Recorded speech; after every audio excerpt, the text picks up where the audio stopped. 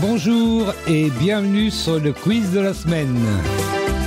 Une émission proposée par Radio Prédication, animée par Dominique et Martine. Bonjour à tous, bienvenue sur le quiz de la semaine, j'espère que vous êtes en forme. Et une bonne nouvelle aujourd'hui, c'est pas tous les jours non plus, hein, bon.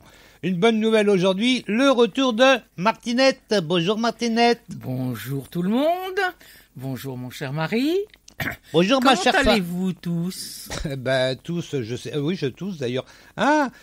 Tous, je sais pas, mais en tout cas moi je vois bien. Et toi tu vois-tu bien? Moi j'ai un peu mal à la gorge, mais bon... Ah oui, c'est l'hiver. Oh. C'est l'hiver, c'est le retour du Nord. Seigneur, je n'aime pas l'hiver. Change. Ouais, non, après on va me dire il y a réchauffement climatique, c'est à cause de Doudou sur Radio Prédication. Tout à fait. Non, mais j'aime pas le froid, que je vous dise moi. Je préfère un froid sec quand même qu'un froid humide. Hein. Moi j'aime pas le froid du tout, là. Et puis c'est tout. Non, mais non plus. Bon. Voilà, on n'est pas non plus là pour parler de la pluie et du beau temps. Non. Non, ça se saurait depuis longtemps. Non, on va lire, je rappelle que nous lisons dans Daniel, le livre de Daniel, qu'on en est au chapitre 6. Et puis pour vous aiguiller un petit peu, on va aborder le verset 17. Voilà, ça c'est une chose. On va bien sûr écouter cette deuxième partie du chapitre 6 de Daniel.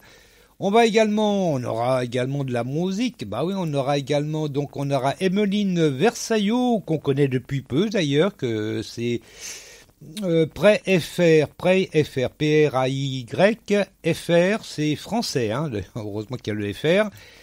Mais Pray, ça paraît américain. Non, c'est français, il n'y a que des chanteurs et chanteuses françaises dedans. Et donc, il y a Emeline Versaillo. Pray FR, vous pouvez le retrouver sur YouTube. Oui. C'est une chaîne YouTube qui s'appelle Pray FR. Et vous avez plein de chanteurs et de chanteuses françaises, français, québécois aussi, un petit peu de tout, mais français. Voilà, ils chantent français. C'est bien aussi.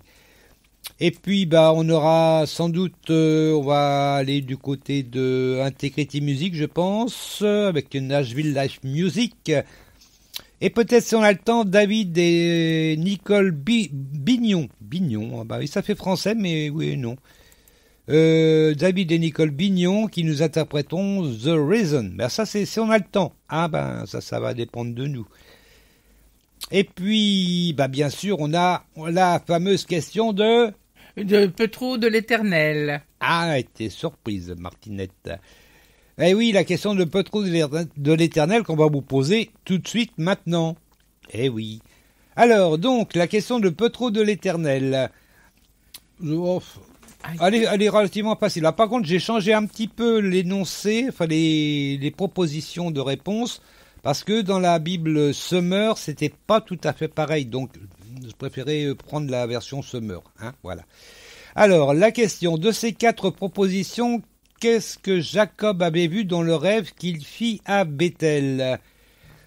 Alors, est-ce que c'est un mur, un puits, un escalier ou un chariot? Allez, je répète, parce que De ces 4 propositions, qu'est-ce que Jacob avait vu dans le rêve qu'il fit à Béthel? Est-ce que c'est un mur, un puits, un escalier ou un chariot? Alors, on aura la réponse en fin d'émission. Je rappellerai la question quand même vers le milieu de l'émission. Oui, quand même. Et puis, je vous donnerai en plus la tendance des tweetos. Voilà. Est-ce que ça va aider? Je sais pas. On verra. Alors, allons-y. La deuxième partie du chapitre 6 de Daniel, c'est tout de suite maintenant, si tout va bien. Daniel, chapitre 6, deuxième partie. Alors l'empereur ordonna d'emmener Daniel et de le jeter dans la fosse aux lions. Il s'adressa à Daniel et lui dit « Puisse ton Dieu que tu sers avec tant de persévérance te délivrer lui-même. » On apporta une grosse pierre et on la mit devant l'entrée de la fosse. L'empereur y apposa son sceau avec son anneau et ceux des hauts dignitaires, afin que rien ne puisse être changé aux dispositions prises à l'égard de Daniel. Après cela, l'empereur rentra dans son palais et il refusa tout divertissement. Mais il ne parvint pas à s'endormir. Dès le point du jour, l'empereur se leva et se rendit en toute hâte à la fosse aux lions. Comme il s'en approchait, il appela Daniel d'une voix angoissée. « Daniel !» cria-t-il, « serviteur du Dieu vivant, ton Dieu que tu sers avec tant de persévérance, a-t-il pu te délivrer des lions ?» Alors Daniel répondit à l'empereur, « Ô Majesté, vis éternellement. Mon Dieu a envoyé son ange qui a fermé la gueule des lions, de sorte qu'ils ne m'ont fait aucun mal, parce que j'ai été reconnu innocent devant lui, tout comme je n'ai pas commis de faute envers toi, Majesté. » Alors l'empereur éprouva une grande joie, et il ordonna de hisser Daniel hors de la fosse. Daniel fut remonté de la fosse, et on ne trouva sur lui aucune blessure parce qu'il avait eu confiance en son Dieu. Là-dessus, l'empereur ordonna de lui amener ces hommes qui avaient accusé Daniel, et il l'y fit jeter dans la fosse aux lions, avec leurs enfants et leurs femmes. Ils n'avaient pas atteint le sol de la fosse, que déjà les lions s'emparèrent d'eux et leur broyèrent les os. Alors l'empereur Darius écrivit à tout le peuple, à toutes les nations et aux gens de toutes langues qui habitent la terre entière. Que votre paix soit grande. Je décrète que dans toute l'étendue de mon royaume, on tremble de crainte devant le Dieu de Daniel, car il est le Dieu vivant qui subsiste éternellement. Son règne ne sera jamais détruit, sa souveraineté ne prendra jamais fin. Il délivre et il sauve. Et il accomplit des merveilles, des signes extraordinaires dans le ciel et sur la terre, car il a arraché Daniel à la griffe des lions. Daniel prospéra sous le règne de Darius, c'est-à-dire de Cyrus le Perse. Voilà, c'était la deuxième partie du chapitre 6 de Daniel. Eh ben, sur ce, on va se poser des questions à Martinette. Bah, bien sûr. Bah, attends, on va le gêner, tiens. Alors, on va commencer par la première question, c'est mieux, hein? Bah oui, ça serait mieux, hein? Oh oui.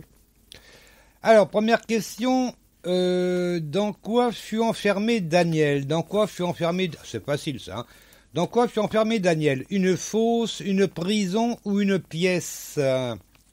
Pas une pièce de monnaie, une pièce avec 4 murs. Bon. Alors, dans quoi fut enfermé Daniel? Une fosse, une prison ou une pièce ou une chambre? Allez, on va dire une chambre. Allez, ça vous va mieux. Allez, 10 secondes.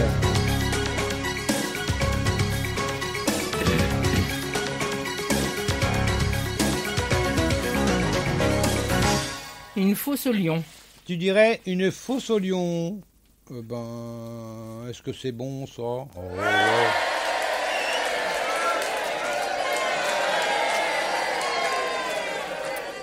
J'avais pas parlé de lion, mais bon, c'est une bonne réponse. Oui, t'es comme quand ta même. femme, elle fait attention à tout. Ben ouais. Alors, ça c'est au verset 17, hein, on va lire le verset 17 simplement. Alors l'empereur ordonna d'emmener, alors je rappelle qu'il y a des méchants, des satrapes et puis des ministres qui étaient jaloux de Daniel, et donc ils ont dénoncé Daniel parce qu'il priait Dieu, 3 fois par jour, je vous le rappelle. Et donc ils ont été dénoncés Daniel au roi, et du coup voilà, on va voir la suite là maintenant. Alors l'empereur ordonna d'emmener Daniel et de le jeter dans la fosse aux lions. Il s'adressa à Daniel et lui dit « Puisse ton Dieu que tu sers avec tant de persévérance te délivrer lui-même. » Voilà. Alors, on va poser la question suivante, je crois, là, maintenant. Ah oui. Allez, deuxième question. T'es paré, Martinette? Paré. Paré à virer.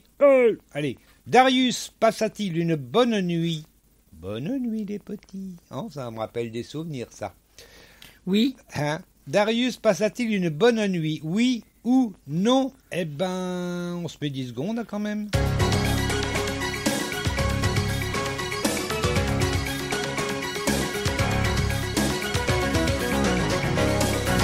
Non. Tu dirais non.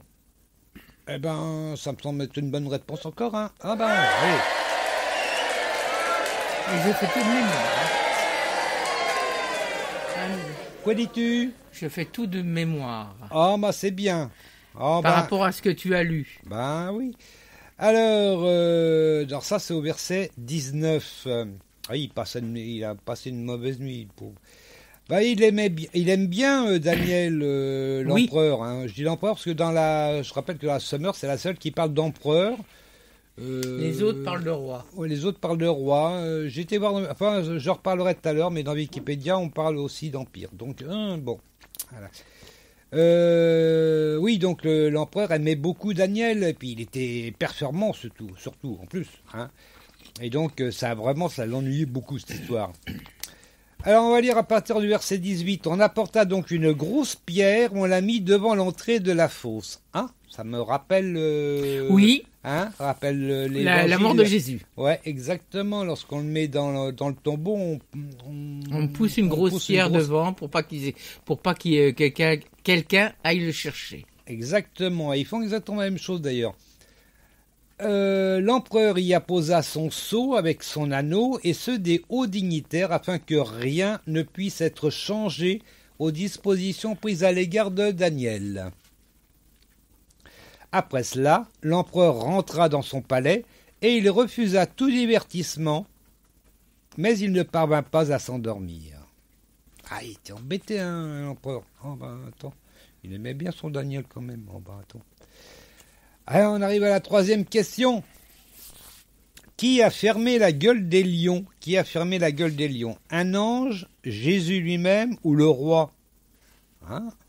Qui a fermé la gueule des lions? Un ange, Jésus ou le roi? Allez, 10 secondes.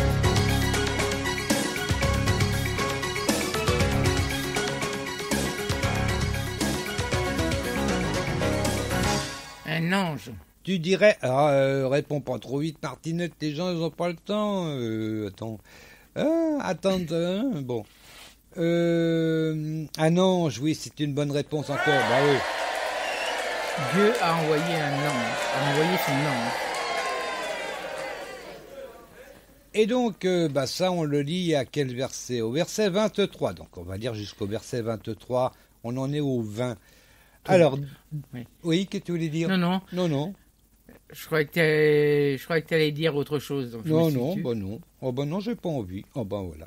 Dès le point du jour, l'empereur se leva et se rendit en toute hâte à la fosse aux lions. Donc Daniel finalement passe que la nuit avec les lions. C'est déjà pas mal, hein, parce que moi je ne voudrais pas passer une nuit avec des lions. Une nuit avec les lions.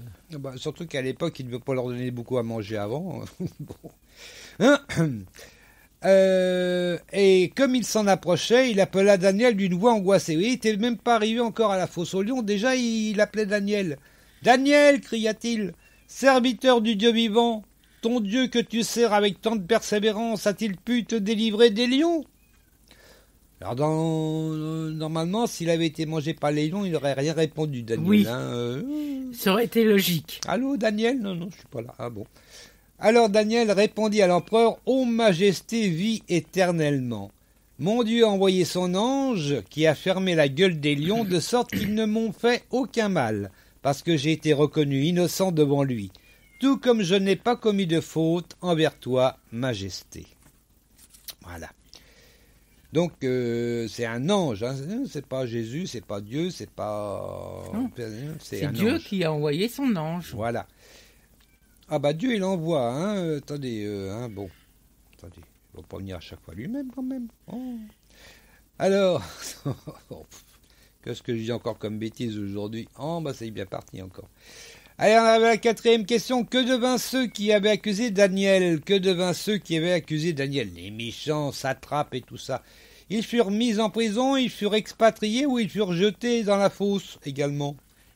Alors, que devint ceux qui avaient accusé Daniel? Ils furent mis en prison, ils furent expatriés ou ils furent jetés dans la fosse? Au lion, bien sûr. Allez.